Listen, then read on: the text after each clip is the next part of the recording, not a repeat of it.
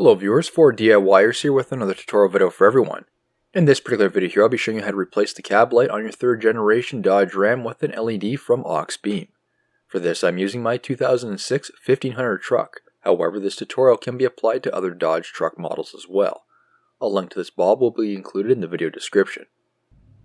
Upgrading your cab light to an LED will greatly improve your visibility at night when loading cargo, can assist when reversing, and if your cab light is activated when using your keyless entry.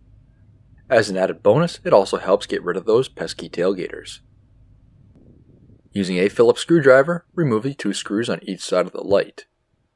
This can be done when everything is in place. However, for a better view, I will be doing this with the light assembly removed.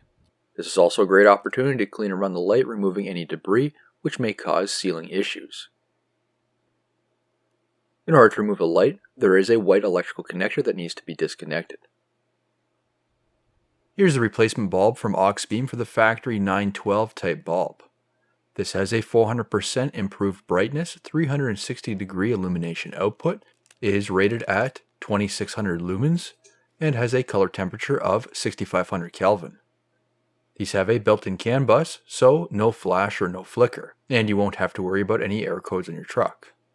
They're made from a 6063 aluminum and will have a lifespan of 50,000 hours. They come in a package of 2, no modifications are required for the installation. Now you can see the rear of the light assembly. There is a gasket all the way around. Ensure this is clean before reassembly, as this is known to cause water leaks in your cab. The outer lights are for the cargo feature. The connectors simply twist out of place, rotate counterclockwise, and then pull out. To remove the bulbs, they simply unplug. Then install the new LED bulbs.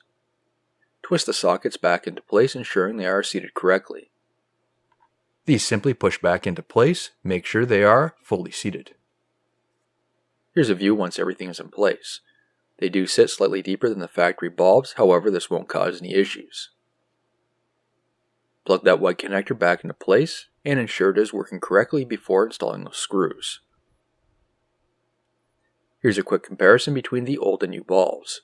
On the left is the LED and on the right is the factory incandescent.